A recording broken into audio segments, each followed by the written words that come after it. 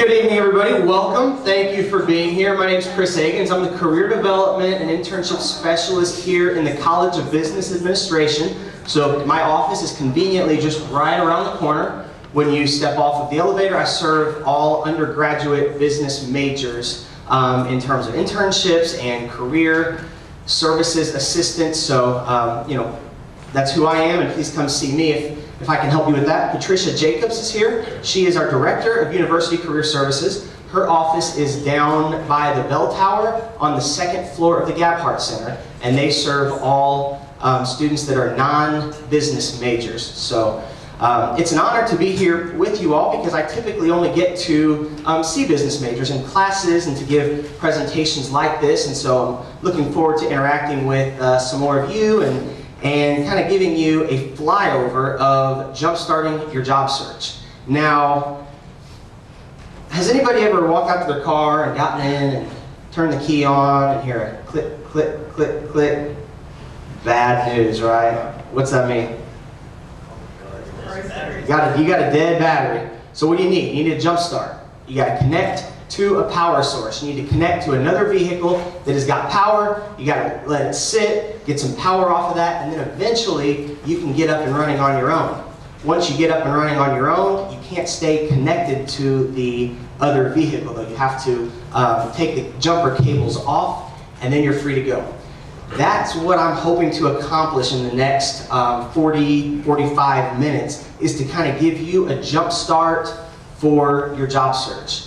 Now, there is a whole lot of information that we are going to be covering and not enough time to do it, so I printed out some handouts. If you didn't get one of 3 handouts, feel free to come up and grab one of these 3. I will put them on the front seat up here. And then if you have more questions about some things that I talk about, make an appointment to see me or to see somebody in career services, and we can talk with you in more depth. This is just kind of an overview of things for you to be thinking about.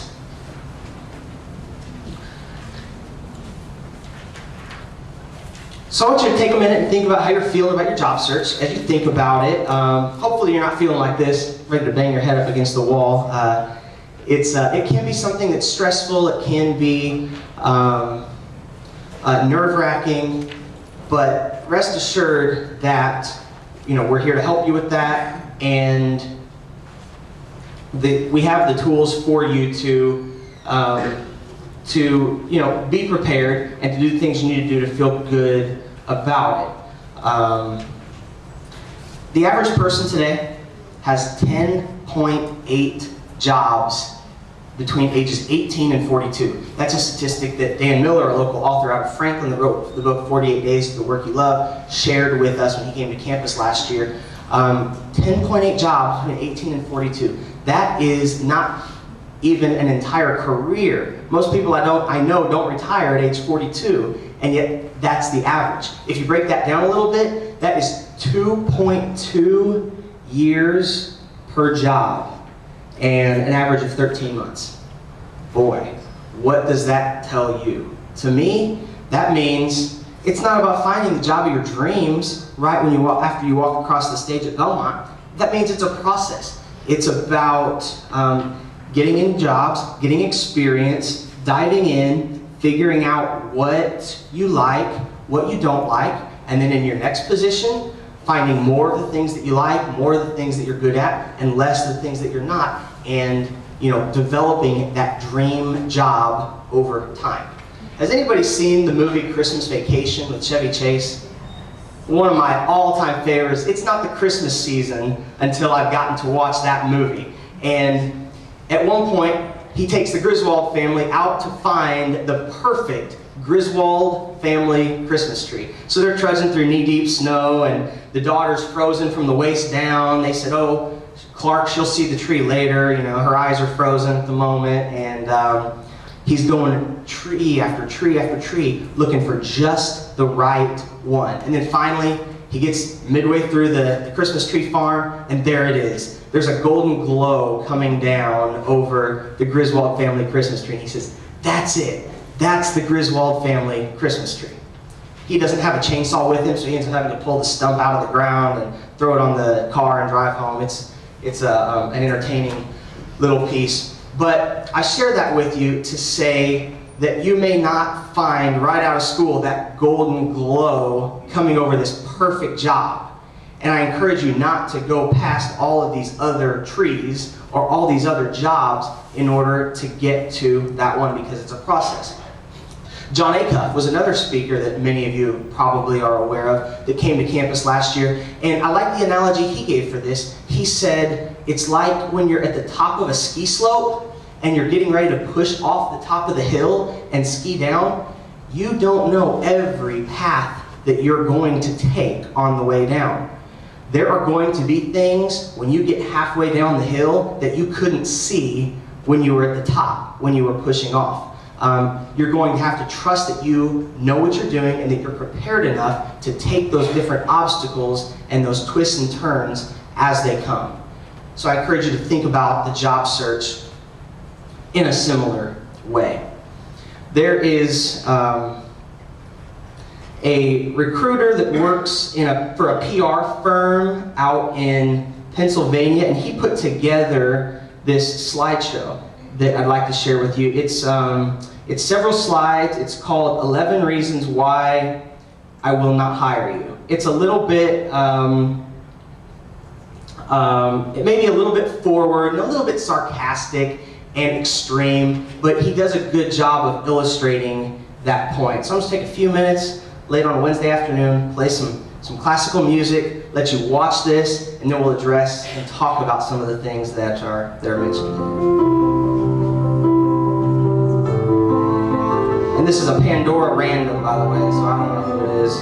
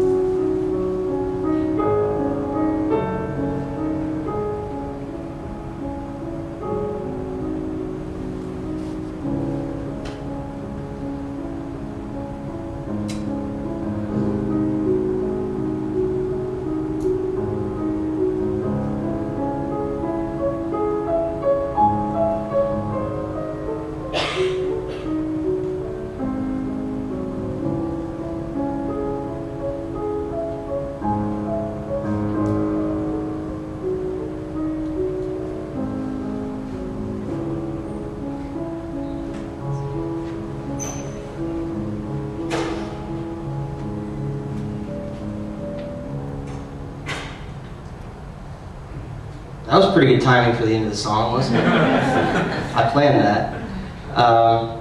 So there you see it from somebody that's out there, you know, recruiting, hiring, talking to recent graduates every day, and those are some of the things that they're seeing and that they don't want to see. So hopefully there's something in there that you hadn't thought of, that you're now aware of, and that you'll think about next time you're going into an interview or interacting with an employer in some way. So there's 5 words then that you want to be thinking about to jumpstart your job search. People, focus, marketing, plan, and action. I'm going to talk about each of those briefly. The first one is people. About 2/3 of people who take a new position did not respond to an opening posted anywhere on the internet. According to Pew Center for Research, applying to jobs online is effective 4% of the time, and networking is effective 70% of the time. So this means that you get jobs by talking to people. Talking to computers doesn't count. Of course, you want to utilize any computers and technology and social media to your advantage to get in front of people face to face. You don't want it to be a substitute, but rather you want to use it to help you to accomplish that goal. You do have contacts. We all have contacts. You want to think about who are you involved in organizations within the community, or who do your friends know, or who do your parents know? Your parents may not even live in Nashville, but because of social media and how connected our world is, they may have some contacts here that can help you. Talk to your faculty members, your professors. Who do they know that can help you? Your goal is to get to the outer rings, the people that you don't know, as quickly as possible. LinkedIn is a great tool for that. You can join the Belmont University Career Services LinkedIn group, the Belmont University School of Undergraduate Business group, and you can connect directly, find alums from Belmont in those groups that have made themselves available in there, that you can find out what companies they work for and reach out to that way as well. Everybody loves a student. Everybody wants to help a student most of the time. You have access to people and to companies and to places as a student because you're there for the experience and you want to learn that you're not going to have down the road in your life when you're working for another organization and you're working 9 to 5 and it's hard to slip away and you're working for a competing company and all of those things. So take advantage as much as you can of that status now. And then of course there's email and LinkedIn and those types of things to help you also. Other ways to find people are to attend career fairs, attend networking events, join professional organizations that are in Nashville or in the community, a lot of different industries have organizations where you can network with other people in that. For example, if you're looking to get into human resources, there's the Middle Tennessee Society for Human Resource Management, there's an American Marketing Association, there's the Nashville Junior Chamber, and organizations just generally like that for business people that you may want to think about and consider as well. We also provide opportunities for you on campus. One of those is coming up next week. It's next Tuesday, February 11th, and it's the Nashville Area Career Fair, and it's going to be in Franklin. We're going to have over 200 employers there. There's an education fair, and we have tickets available to that. It's an exclusive event, only open to students whose schools are participating in it, so you will need a ticket to get in. And if you have not gotten one and you're a junior or senior and you would like to go, come up here. We'll pass them around. We'll pass those tickets around now. Is that how we want to do it? Walk through? Okay. Okay. Patricia's going to walk through and put your hand up if you'd like to get a ticket, and she'll help you with that. If you are planning to go and you want to see what employers are going to be there in order to, maybe do some research beforehand and learn a little bit about the company, if you go to nashvillefairs.org, then you can go there and see a list of everybody that's planning to attend.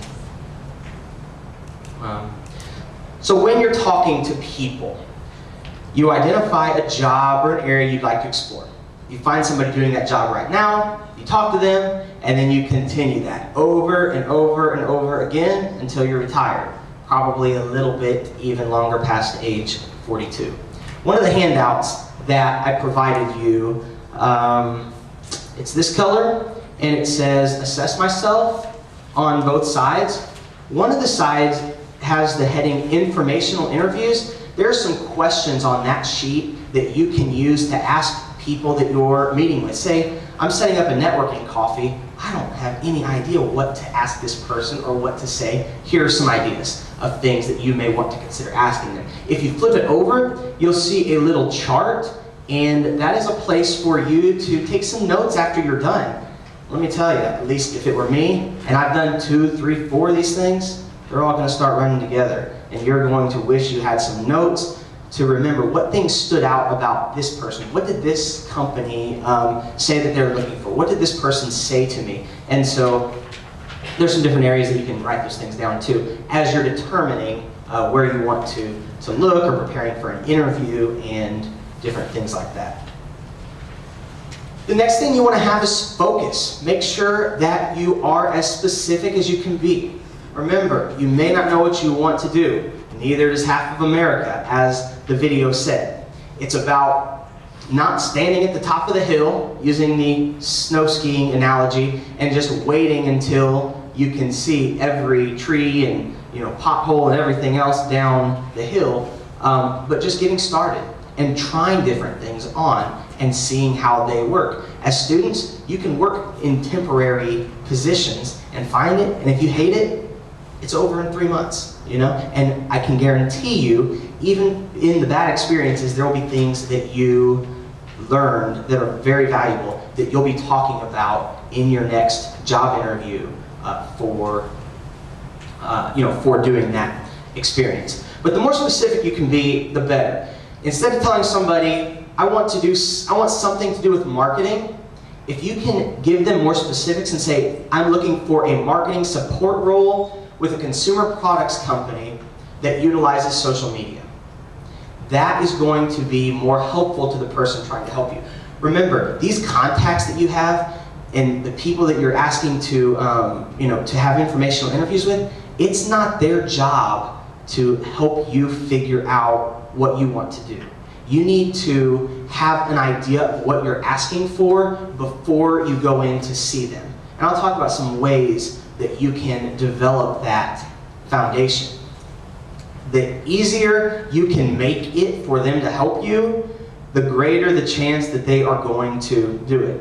Another way that you might have them help you is look at the handout that I gave you that looks like a resume. I think some of them are blue and some of them are white, depending on when you came in the room. That's not actually a resume. What that is just a marketing plan for yourself, is what we call it. That is a place where you put down, this is the type of organization that I think I would like working in. This is the culture for the type of company that I would like to be in. I'd like to work for a small nonprofit. I'd like to work for a large corporation with opportunities for advancement. You can even identify specific companies, Healthways, Cigna, any of the companies that you have found through your research that you may want to work for, and you can say to those contacts when they say, how can I help you? You can say, well, do you know anybody that works at this company that you could introduce me to? Or do you know anybody that has experience in a small nonprofit that I could sit down with to try to get some expertise from them on that? So it's all about making that easier for them. And that's the document that you probably want to hand to these people unless they specifically ask for your resume. I'll talk about the reasons for that here in a few minutes. So you want to start with focus and then add flexibility. Think of it as if you are throwing darts at a dartboard. I hope none of you do this. Is if you're throwing darts, as you pick up 2 darts, you pick up 1 in each hand, and you start launching them aimlessly, hoping that you hit somewhere close to the bullseye. Probably not a good idea, especially if you're out in public. You might hit somebody, but it's a better idea to pick up 1 dart, aim at the bullseye, know what you're aiming towards, and focus on it and make that one throw. You may not hit it. You get another dart. You can pick another one up. You can throw at it again. And chances are you're going to get a whole lot closer to that bullseye doing that than you are just launching. Another analogy is just baking some pasta, boiling it, picking it up, throwing it on the wall and seeing what sticks. That's what a lot of people do in the job search. And the reason I caution you against that is because employers can sniff that out. It said on the video screen, convince me this is what you want to do and have wanted to do your whole life. That means doing some research on that industry and that company and having some knowledge of them when you go into that interview. You want to be careful of not asking any questions when you go into that interview that could have been answered online, because that's going to show that you didn't do your research. So some ways to get focused. Career assessments are one. We have a number of those on our website, Career Services website. You can take some assessments, answer questions, and it'll give you some directions or some professions or avenues that you may want to pursue. Another one is looking at job postings. Just get on Career Connector. Just get on some job search sites and start looking at resumes. If you see one that looks interesting, print it out. Put it out in front of you. Bookmark it, something like that. After you've compiled a handful of them, set them all out, start going through each of them and say, what are the similarities here? What are a couple things that all of these job descriptions have in common? And then write that down as something that you're looking for. And then finally, information interviews. That's what we've already talked about here. So you want to pick 1, 2, 3 targets only and exhaust that idea before wandering off. Now, when you're on your way to that bullseye or you're on your way to that endpoint, you may have some obstacles. You may see things when you get halfway down the hill that you didn't see before. That's okay to pursue those avenues, but at least have an end goal in mind as you start down the journey. So in terms of marketing yourself, we sometimes call these elevator speeches, an elevator pitch, and telling somebody who you are and what you can offer. This is a great thing to put in your LinkedIn heading, if you have a LinkedIn page, or at least just to think about so that you can tell somebody that you're standing in line behind at Bongo Java and strike up a conversation with. Just briefly, in a couple of minutes that you're on an elevator with, you can tell them who you are. Don't just say, I'm a student at Belmont University pursuing a degree in whatever. No, tell them what value, what you're interested in, what you think you would like to do, what internships you've done, that kind of thing, who you are, how you help solve a problem, give a statement that makes you the best, and then state what you're looking for. I know you may not have all these things, as a student without a lot of work experience, but there are things that you want to be thinking about. And I think one of the handouts that I gave you, it says writing your LinkedIn profile summary. At the top, these examples are on there, and then there's some lines that you can use to begin thinking through those things and writing them in. Or you can think about, I know I'm in my element when people recognize my expertise in, other people comment on my ability to.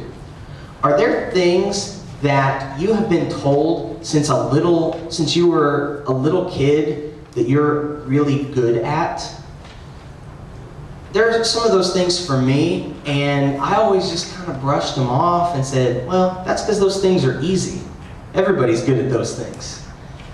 And then I had the reality not that long ago that no, not everybody is good at those things. Those are things that come more naturally to me and are easier for me, and that I'm better at, whereas some people have to really put more time and more effort into getting good at that. So don't discount those things when trying to obtain focus and market yourself and make career decisions as well.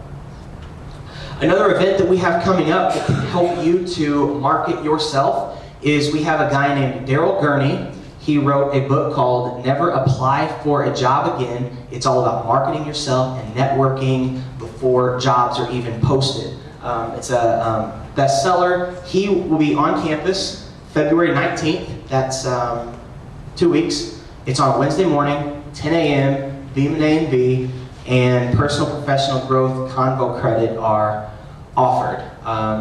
It's break the rules, cut the line, beat the rest. National speaker, travels all over the country. We're very excited to have him here, so I encourage you to attend that event if you are able to as well. One final thing to think about in marketing yourself, you could use this formula, and this is on one of the handouts that I gave you too. I tried to give you as much of this as possible. By the way, if you want that 11 reasons I will not hire you slide, come see me after, and or shoot me an email, and I'll be happy to share that with you. I got the author's permission to do so. But you want to think about I do what? For whom? Who do I serve? What audiences? What can I offer? And what am I trying to help them achieve? I did this for my job, having an idea of what I do. And so I said, I research job search strategies and opportunities for who? For students and recent graduates who want to, pursue full-time employment after graduation, and then how you can help. So I'm helping them to have access to the best information and opportunities available to assist them in reaching their goal. So if I was going to put something like that on LinkedIn, that might be something that I would do for my current position.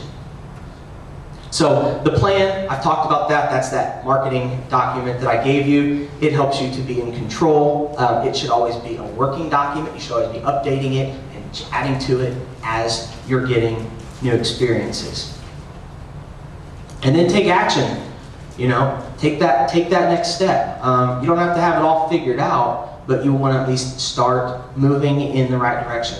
Whether you're a freshman, sophomore, junior, or senior, there are things that you can be doing now to help you with that. On our career services page, there are a number of tabs for freshmen, sophomores, juniors, and seniors in student resources, and you can click on that and see what things you should be doing at each point in your college career here. Again, come see one of us if you have questions about where that's at or how to access that.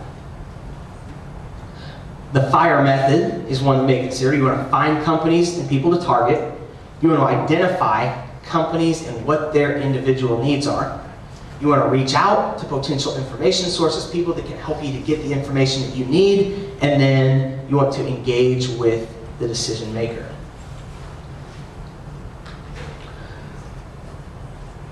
Anybody ever heard, I'll take your resume and we'll keep it on file? that's not always the best idea, just to be handing out your resume and letting people keep them on file, because resumes get out of date so quickly. And most of the time, people that I've talked to, if they're looking to hire a new job, they're going to put a new posting out and try to get new, fresh resumes, rather than going back to an old file of people that have applied in the past. You want to be careful of forcing your resume on someone too early in your relationship with them. It's kind of like asking someone to marry you on the first date. It's just a little bit like, whoa, take a step back, let's do this one thing at a time. Get to know the person first, get to know their company, and then really convince them that they need you on their team. And then they ask you for your resume, they offer to pass it along, and you're not really asking for as much from them. Until that point, use your marketing plan and say, here's who I am, here's kind of what I'm looking for. If you ask people for a job, sometimes ironically it'll take you longer to get one. You want to be asking for information, advice, ideas, leads, referrals, those kinds of things. You might want to ask which organizations in this field that I'm looking to go into are growing, which ones are doing better than others, what are some of the trends in the field, and things like that. There's a job search expert, writer, speaker named Don Asher. He gives an example of a woman that was going to Indianapolis to interview for a position at a major company. While she was there, and when she was sitting in the cab, instead of sitting on her smartphone and texting or taking pictures at all the pretty buildings out the window or something like that, she took the opportunity to talk with the cab driver about the organization that she was going to interview with, to get some locals' perspective and hear what the reputation is, what outsiders' perceptions are. He ended up telling her, the cab driver did, that, well, this organization's good, but this one has an even better reputation. She called this other one, and she said, I just wanted to let you know that I'm in town interviewing for such and such position with company A. I have some time to stop by if you'd like to sit down and chat. Whatever, she said in that conversation, that was appealing enough. They took her up on it, and she ended up getting a job offer from both companies. Companies don't want to get beat. They want to see who the other person's bringing in and that kind of thing. So that's something to keep in mind too, is that that you should take advantage of every opportunity that you have when you're interviewing places. That includes talking with administrative assistants and somebody maybe sweeping the floor or something like that in organizations too. Remember, you're being interviewed from the moment you step out of your vehicle. Whether they say, yeah, you can relax, this is an informal dinner or something like that, it's not really. I mean, they are still assessing you and making determinations about your fit with their company at all times. So you want to show an interest in people. It said on the screen in the beginning in the video, I introduced you to my colleague and you didn't even ask what she did for her position. That's that same kind of idea. So you may ask, who do you know that would know anything about blank? I want to share with you some networking tips that I pulled from a book called Never Eat Alone. Keith Ferrazzi is a national author and speaker that wrote this book, and there are some interesting ideas in here pertaining to networking when you are going out to these events and you are meeting people. First one he says is to give more than you get. He says every time you meet somebody, that is an opportunity to figure out what it is that they want and how you can help them to achieve it. You want to be not thinking, what can this person do for me? But you want to think, what can I do for them? How can I help them? And then naturally, if you're able to do that, the other pieces are going to fall into place. The next one, he says, build it before you need it. I hope none of you have any of those friends or family members that you never hear from unless you need something. You don't want to be that person when it comes to your professional contacts. You want to continually be fostering and developing those relationships and at least keeping in touch with them after you have met them, so that whenever a job opening does come up or there's something you do need, it's not strange for them to think, wow, what's this person calling me for? They're surprised when they see your name or your number come up on their phone. The third thing is don't schmooze. He says don't be that person that's walking around trying to shake as many hands, hand out as many business cards as possible during those events. He says take a little bit more time with each person, make a connection with them, talk about something that's going to be memorable, that you can follow back up on with them, and discuss some more later. Figure out what their hobbies are, their interests are, and when their favorite team wins the Super Bowl, you can reach out and congratulate them. When their team loses the Super Bowl, hey, tough loss, man, I was thinking about you, that kind of a thing. Just quick, casual conversations. Never eat alone. That's just talking about inviting people to do the things that you're already doing. Hey, I'm going out to eat. You want to join? Or I'm going to grab, this or that. Thought you might enjoy it.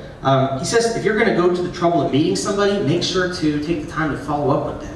Because if you meet somebody, you get a card, whatever, and then you don't bother to follow up, then that is you've not really gained anything that way.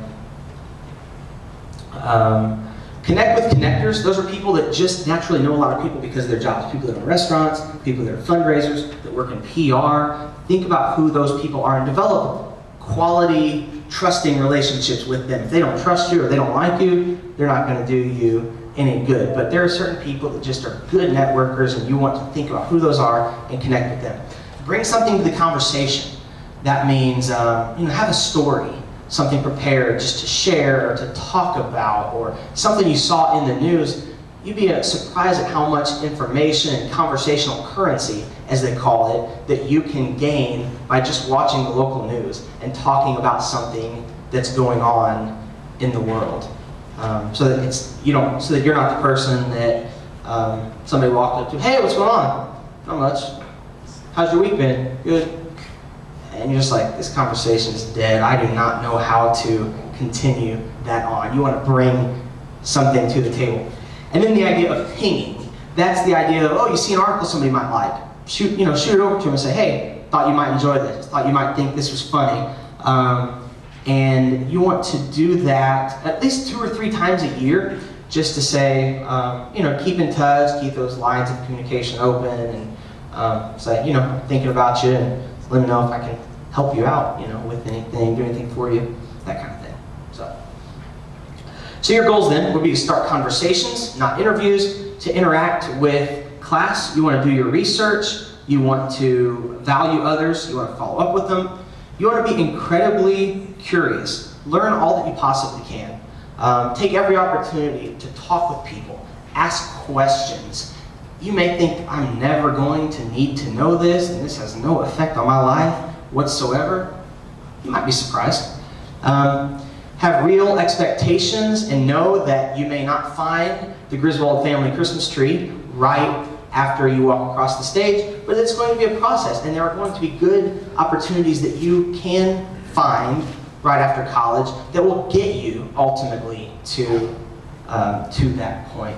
And then finally, setting your expectations right, and just knowing that though 3 weeks paid vacation and flexibility to work from home 1 day a week, and all these other things, company paid trips to the Bahamas and all that, those are things that we think are nice, that we may not get those same types of perks that people that have been at companies 20, 30 years are getting, and to not expect those kinds of things. So we're just about out of time. I'm happy to stick around and take any questions individually that any of you may have.